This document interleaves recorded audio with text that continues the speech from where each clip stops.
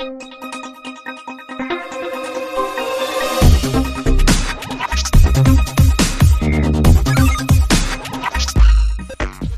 Friends, आपका स्वागत है मेरे यूट्यूब चैनल जूनियर सर पे।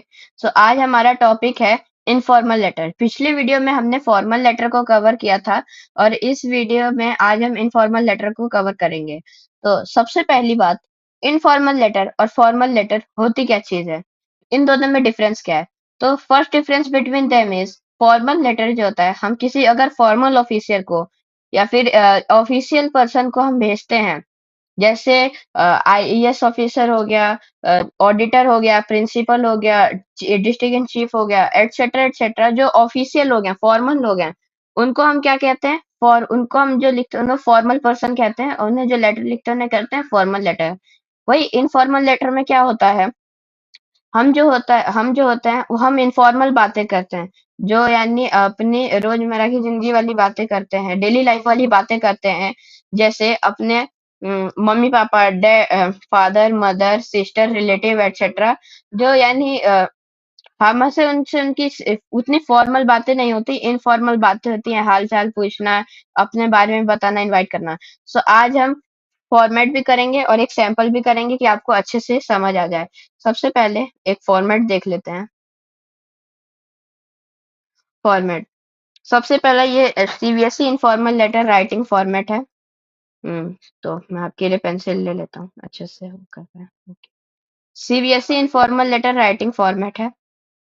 इसमें सबसे जरूरी चीज है सेंडर एड्रेस। कौन इस लेटर को भेज रहा है उसका एड्रेस जरूर चाहिए। फॉर्मल लेटर में भी उस सेंडर एड्रेस आता है, इनफॉर्मल में भी आता है। अगर आपने मेरा पिछला वीडियो देख रखा है तो आपको पता होगा। सबसे पहले हमारा ये दे रखा है ये सेंडर का एड्रेस दे रखा है। देखिए, आपको ना जो एड्रेस लिखना, ज्यादा बड़ा नहीं लिखना है। 3 से 4 लाइन में आपका एड्रेस खत्म हो जाना चाहिए, ज्यादा बड़ा एड्रेस नहीं लिखना है। और पिन कोड के साथ लिखना है।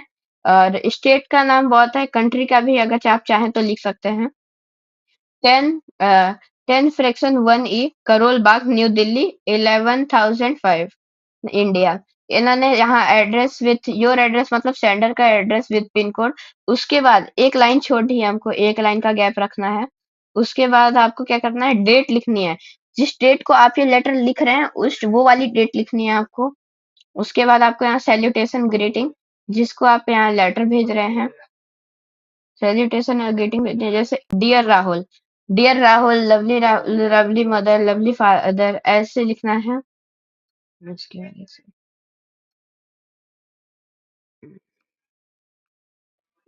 इसके बाद आपको क्या करना है, ये जो होती है ना, ये फ्रेम लाइन होती है आपकी, लेटर की फ्रेम लाइन होती है। इस फ्रेम लाइन का मतलब होता है ना कि ये आपको अब समझ नहीं आ रहा होगा लेटर कहाँ से शुरू करना है, तो आप इस लाइन को यूज करके अपना लेटर शुरू कर सकते हैं। तो इसमें लिखा रहता है आई होप, बहुत सारी फ्रेम लाइन है, आप देख सकते हैं। I hope my letter found you in good health, you will glad to know. फिर इस वाले लाइन में लिखा गया है कि जब भी मेरा ये लेटर मिले आपको, तो आप अच्छी हालत में हो, अच्छी आपकी हेल्थ हो, आपको आप पे कोई दिक्कत ना हो, आप यानी अच्छी हालात में हो। उसके बाद उनके बारे में अच्छा कहा गया है। उसके बाद लिखा है you will be glad to know, आपको ये जान के गर्व होगा। उसके बाद आपको अपने पर्सनल टोन में लिखना है, जैसे इनफॉर्मल में लिखते हैं।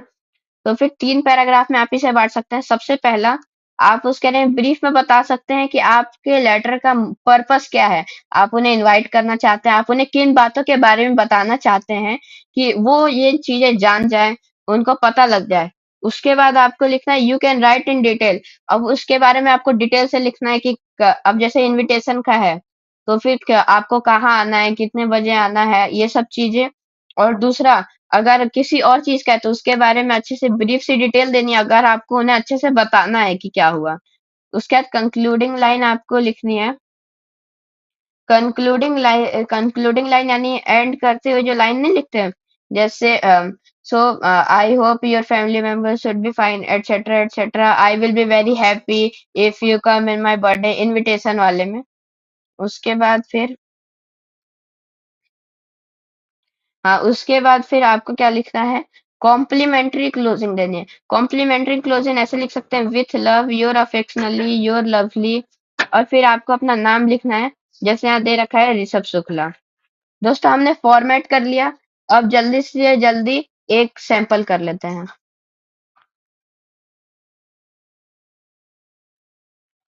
यहाँ एक सैंपल दे रखा है बर्थडे पार्टी के इनविटेशन का, ज्यादातर वही आता है। यहाँ देखिए दोस्तों सेंडर का एड्रेस दे रखा है with pin code 89 pin, with this pin code, and state का नाम भी दिया रहता है। यानी ये हो गया आपका सेंडर का एड्रेस। उसके बाद आपको एक लाइन छोड़नी है, फिर आपको अपना ना डेट लिखना है, जिस डेट को आपने लेटर लिखा। उसके बाद लिखा है वही ग्रीटिंग सैल्यूटेशन डियर प्रीति, लवली प्रीति, ऐसे करके इन्होंने अपने एक फ्रेंड को लिखा है बर्थडे में इनवाइट करने के लिए। ये देखिए दोस्तों ये इनकी फ्रेम लाइन है, this is her frame line.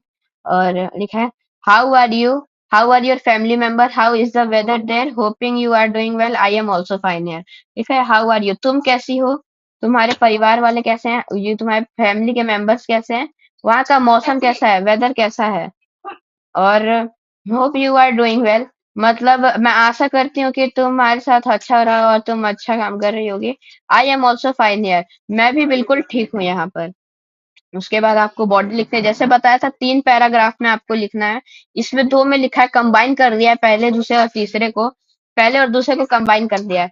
तो सबसे पहले क्या था, आपको अपने बारे में ब्रीफ में बताना है आपने किस लिए इसको किया गया है।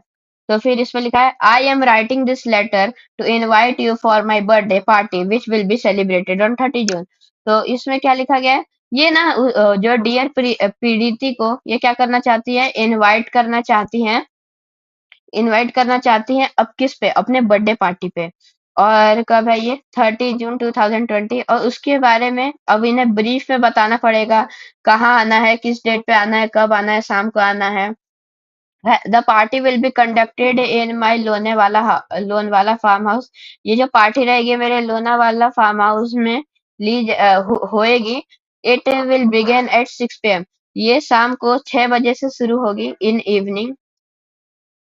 ये शाम को 6 बजे इवनिंग में शुरू होगी। The complete address of the venue is dash dash. जो कंप्लीट एड्रेस है वेन्यू का ये है। If you have any confusion regarding the address you can directly call मी। तो देखिए पहले पहले उन्होंने पहली लाइन में क्या कहा कि मैं लेटर किस लिए लिख रही हूँ, आपको अपने बर्थडे पार्टी में इनवाइट करने के लिए लिख रही हूँ। उसके बाद इन्होंने ब्रीफ में बताया कि आपको कितने बजे आना है, 6 बजे शाम में आना है, और किस एड्रेस पे आना है। और इसमें लिखा हुआ है अगर तुम्हें कोई भी कंफ्यूजन होती है, if you have any confusion regarding the address you can directly. अगर एड्रेस के रिगार्डिंग आपको कोई भी कंफ्यूजन होती है, मिसकम्युनिकेशन होती है किसी तरीके से, आप मुझे डायरेक्टली मेरे फोन नंबर पे कॉल कर सकते हैं। तो दोस्तों इसमें पहला वाला पैरा और दूसरा पैरा दोनों ऐड कर दिया गया है साथ में, इसीलिए इसमें 2 पैरा है, आप 3 पैरा में भी लिख सकते हैं। उसके बाद जो है आपकी concluding line, it has been a long time since we have seen each other and it will be very happy if you can attend my birthday party, waiting to meet you soon. खत्म। तो फिर इसके बाद लिखा है it has been a long time, बहुत ज्यादा समय हो गया है जब से हम एक दूसरे से मिले हैं, एक दूसरे को देखा है। And it will be I will be really happy date if you attend my birthday party. इसमें लिखा गया है जैसे कंक्लूडिंग लाइन में होती है, मुझे बहुत अच्छा लगेगा आप आएंगे, तो आपको देखे हुए बहुत समय हो गया है, आप आएंगे तो हम मिल लेंगे। हम और लिखा है I am waiting to meet you soon. उसके बाद मतलब इसका है कि यानी होता नहीं है कि हम आपसे क्या चाहते हैं, यानी इसमें लिखा हुआ है आई will be very thank you if you will attend my birthday party. अगर तुम मेरे बर्थडे पार्टी में आओगी तो मैं बहुत खुशी होंगी और हम अब एक दूसरे से मिल लेंगे, और मैं बहुत एक्साइटेड हूँ तुमसे मिलने के लिए। अब दोस्तों आपका वो closure complimentary complimentary closure, take care, उधर लिखा था विथ लव, पूजा। यानी इसमें ये आपका कॉम्प्लीमेंट्री बहुत सही हो सकती है, योर लवली, विथ लव। और ये भेजने वाली कौन है, ये पूजा है, इनका नाम जैसे शॉर्ट में दे रखा है। तो दोस्तों हमने पिछली वीडियो में इनफॉर्मल लेटर कर लिया, और ये हमारी इंग्लिश सीरीज का पार्ट 2 था। अगर आप if you like this if you I hope you might like this video, and if you like this video, please subscribe and like our video and press the bell icon for getting more notification about that. And thanks दोस्तों, bye bye.